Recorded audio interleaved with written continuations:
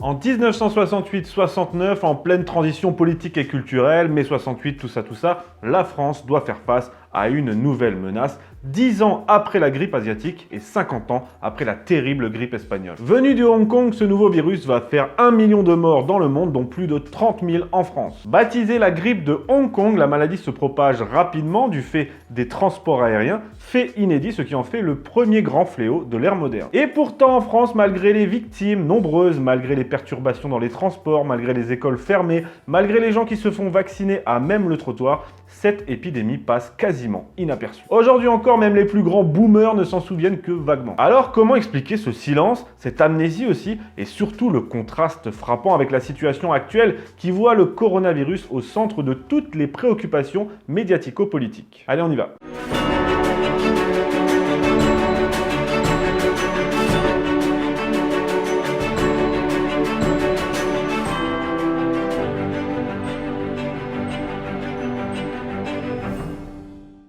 Dans le dernier épisode de La Petite Histoire, qui a très bien fonctionné, d'ailleurs ça doit être grâce à vos encouragements, à vos likes que je vous invite à renouveler, eh bien on a parlé de la grippe espagnole de 1918. Et vous vous souvenez à quel point c'était terrible, elle a été terrible et meurtrière, plus de 50 millions de morts. Ça c'était la première grande pandémie. Ensuite, en 1957, nouvelle épidémie, moins grave celle-ci que la grippe espagnole, mais elle fait quand même 2 millions de morts, dont plus de 10 000 en France. On l'appelle la grippe asiatique. Et déjà à cette époque, l'ORTF comme les journaux de l'époque en parlent à peine et minimisent la situation. Et enfin, en 1968, 69 et jusqu'à janvier 70 même, troisième et dernière grande épidémie du XXe siècle, la grippe de Hong Kong. Je parle d'épidémie de grippe, c'est elle qui va nous intéresser dans cet épisode parce que malgré les 31 000 morts et même plus qu'elle a fait en France, malgré, comme je l'ai dit, la fermeture de certaines écoles, les queues devant les pharmacies, enfin une rupture de la normalité totale,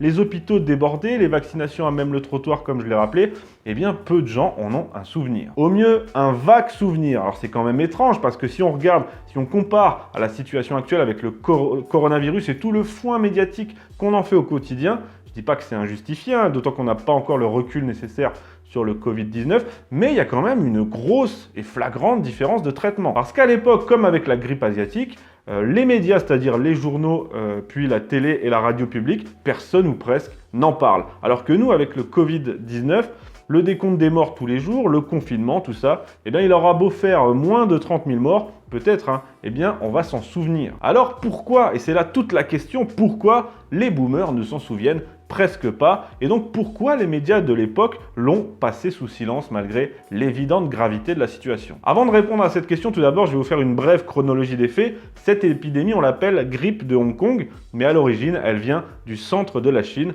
comme aujourd'hui et comme souvent d'ailleurs. C'est là que les premiers cas sont apparus avant qu'elle éclate dans la ville portuaire surpeuplée de Hong Kong, qui était une colonie britannique. On dénombre rapidement 500 000 cas à Hong Kong, donc c'est quand même assez virulent, puis la maladie s'étend au Japon, en Asie du Sud-Est, en Australie, puis aux États-Unis. C'est les États-Unis qui sont touchés, avec les Marines de retour du Vietnam en juillet 1968. Elle fera plus de 50 000 morts en 3 mois, d'ailleurs aux États-Unis, mais c'est à l'automne 1969 qu'elle arrive en Europe et donc en France. Mais pour l'instant, le virus ne fait que peu de ravages et l'épidémie semble même rapidement terminée. En octobre 1979, lorsque l'OMS est réunie à Atlanta pour une conférence internationale sur la grippe de Hong Kong, les scientifiques estiment que la pandémie est bel et bien finie. Puis, c'est la douche froide. À partir de décembre 69, la grippe de Hong Kong fait son grand retour et frappe la France violemment cette fois. Ça va durer jusqu'en janvier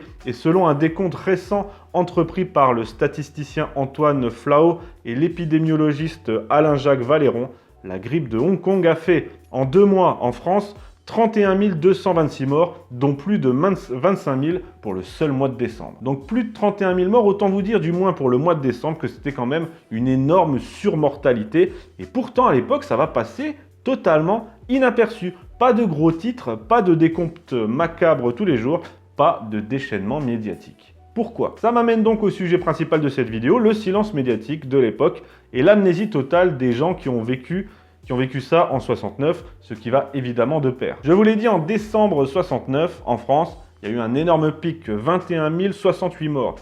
liées à la grippe de Hong Kong. C'est quand même énorme, surtout comparé à la mortalité actuelle en France et même d'ailleurs en Italie. Bon, je le répète, on n'a pas encore le recul nécessaire pour le Covid-19, mais tout de même, France et Italie cumulés, même si on faisait ça, eh ben, on est loin des 25 000 morts en un mois de l'époque. Et pourtant, c'est ça qui est très intéressant, à l'époque, les médias n'en parlent quasiment pas, alors que nous, on en a pour notre compte dans les médias. Bon, je dis les médias pour l'époque, mais c'était sans commune mesure avec aujourd'hui où on a Internet, et puis surtout, les chaînes d'infos en continu, car c'est elles qui entretiennent, à tort ou à raison, souvent à tort la plupart du temps, mais là on ne sait pas encore, la psychose actuelle avec un décompte des morts chaque jour et même chaque heure. En 69, c'est simple, il n'y avait qu'une chaîne de télé, la radio, enfin c'était le RTF, la télé publique, la radio et les journaux nationaux. Et bien malgré tout, en décembre 69, donc pic de l'épidémie, Le Monde écrit le 18 décembre, je cite, que l'épidémie paraît régresser. Le Figaro, pareil, 18 décembre, alors qu'on est en plein dedans, il écrit que l'épidémie, je cite, reste stationnaire. Et alors que France Soir, durant la même période, avance le chiffre de 12 millions de malades, ben le même quotidien, France Soir, estime en décembre, toujours, que cette histoire de grippe n'est qu'un marronnier d'hiver. Là, je cite France Soir, un marronnier d'hiver. Un chroniqueur du Monde nous dit même, je cite, « L'épidémie de grippe n'est ni grave ni nouvelle. Est-il bien utile d'ajouter à ces mots les risques d'une psychose collective ?» Et pendant ce temps, au-delà des morts qui sont nombreux, les hôpitaux sont submergés. En réanimation, on entasse les morts dans une pièce spéciale à défaut de pouvoir tous les évacuer efficacement. Beaucoup de gens sont malades et donc l'économie est impactée. Des trains sont annulés faute de cheminots, des boutiques sont fermées faute de commerçants, des écoles faute d'enseignants. Les gens font la queue devant les pharmacies et se font vacciner à même le trottoir par des étudiants en médecine faute de médecins. Bref, c'est visible, palpable même au quotidien. D'autant que, petit mot sur le vaccin en question, je vous ai dit qu'il y avait des queues pour se faire vacciner.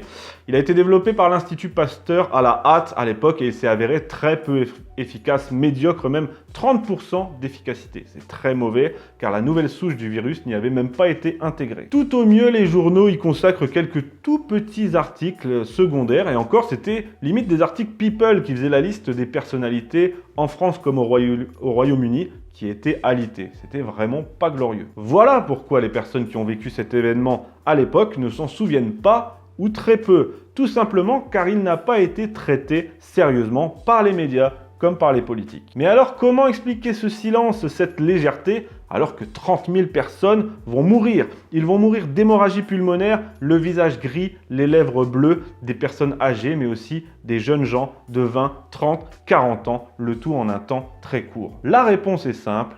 À l'époque, cette information anxiogène n'intéresse personne et l'agenda politico-médiatique est très chargé.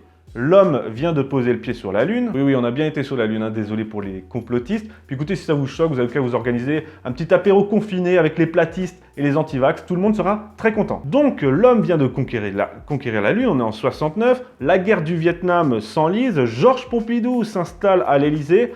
Et on est juste après mai 68, dans une période de transformation politique, culturelle, sociétale. Bref, à ce moment-là, la grippe est loin, très loin dans la liste des sujets qui intéressent les Français, qui en plus étaient à ce moment-là une population plutôt optimiste en cette période de 30 glorieuses. C'est d'ailleurs ce que dit Schneiderman dans un article de Libé.